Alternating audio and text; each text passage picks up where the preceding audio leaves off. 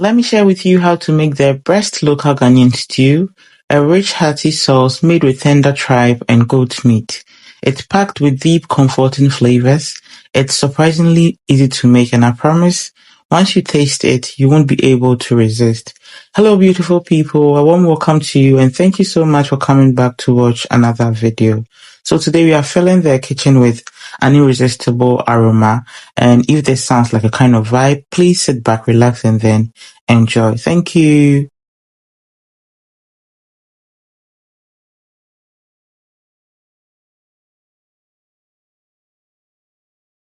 I'll start by adding the goat meat and tripe into a pot, followed by 2 ladles of my fragrant green marinade, which consists of a blend of fresh ginger, garlic, onion, rosemary, star anise, and other aromatic spices. The next thing to add would be my preferred seasoning, a touch of salt, and just a small amount of water. And after giving everything a gentle stir, I'll let this cook for 30 to 35 minutes. But please note that I used my preferred seasoning, so just use whatever you're comfortable with. So I checked on the meat after 25 minutes and making sure it's cooking through nicely. I covered it to finish cooking once again, and I came back after 35 minutes, and as you can see, it was perfectly cooked. So I'll just remove all the goat meat from it and I'll set it aside. Now moving on to the next stage, I have my pot already on fire. As you can see, I'll start by adding some oil and I'll let this preheat before adding my goat meat to fry. And I'll cook this, or I'll cook until the pieces turn beautiful golden brown. That perfect balance between crispy edges and juicy inside. And when I'm happy with the color, I'll just remove the meat and I'll set it aside. Now for another layer of flavor, another layer of flavor, in a blender, I'll add a generous amount of fresh ginger, followed by some spring onions, garlic, or cloves of garlic, I would say. I also added some green pepper, green chillies, some rosemary, 2 star anise, and I also added black peppercorns and few cloves. I'll be blending this until smooth, but before that I added an onion partway through to give the mixture an extra sweetness and body. I'll be using the same flavorful oil I used to fry the meat. This way every drop is infused with that beautiful aroma from the goat meat.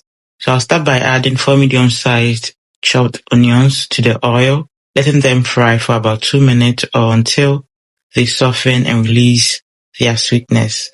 Next thing to add will be 280 grams of tomato paste, and since mine was a bit frozen, I'll let it sit in the oil for a short while until it fully dissolves. And once it's melted through, I'll just allow it to fry gently over medium heat for about 8 minutes while stirring occasionally so it develops a rich and deep flavor. Now it's time to bring back our earlier blended green marinade, so I pour it in and give it a good stir. Now let this fry up to 10 minutes so the flavors marries beautifully. And while that's cooking, I'll go ahead and prepare another blend, this time using fresh pepper, red bell pepper, onion, and I'll be blending this until it's smooth. Right before I forget, I also added some shrimps. I had few left, so I just added and blended it. You can never go wrong with that. Once it's perfectly blended, or once I'm happy with the outcome, I'll just add it back to our stew, and our stew has been frying for like 10 minutes. That's after adding the green marinade. Yes, I'll just rinse the blender with small amount of water, then I'll pour it in and I'll keep stirring until everything is well mixed.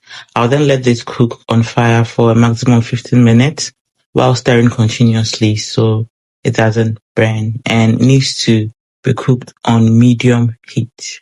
Next thing to add will be some tomatoes, and I'm using canned chopped tomatoes. You can use fresh tomatoes and that's okay. For this recipe, I'm using 1,200 grams. Yes, and each can is like 400 grams each. So just feel free to use whatever amount that you want. And I will be stirring consistently once I add until it's well incorporated. If you're still here and watching, I truly appreciate your love and support. Please just take a moment to share this video Subscribe and follow us on all socials at Up Close with Abena. I don't take it for granted. After about 30 minutes, the stew has cooked down, as you can see. It's looking beautiful already. And the next thing to add at this stage will be some stock water, the one you use to cook the tripe and the goat meat. Once added, I will just stir consistently, and this will also help deepen the flavor and aroma of the stew, so you don't want to miss it. I'll then add the tripe that I cooked earlier, and once again after adding, I'll be stirring consistently until it's fully incorporated. At this stage, not just a so for the seasoning, I use 2 tablespoons of Onga seasoning. I also added a pinch of salt and a tablespoon of mixed herbs and spice blend. I'll then continue mixing everything until it comes together perfectly. I didn't add too much because the stew was already seasoned to perfection. Yes. And I also added stock water, so you don't need much. Yes. So I'll be cooking down the stew furthermore. But before I forget, I also added 2 things of tuna. You can use mackerel or you can even mix both. But for this recipe, we are just using tuna. Tuna keke. After adding the tuna, I'll cook the stew down for an extra 20 to 30 minutes or until I'm happy with the outcome. If you prefer it to cook longer or for an even richer flavor, just remember to stir consistently so it doesn't burn. Please don't forget to cook the stew at a very low heat at this stage. Yes, because you don't want to burn it. So let's take a moment to appreciate how good this stew looks. It can be paired with almost everything. And I always have this stew. I always have it in my fridge, ready to go. The stew cools down, I'll begin plating. And after plating, I'll just add my golden fried goat meat on top. Now tell me if this doesn't look amazing.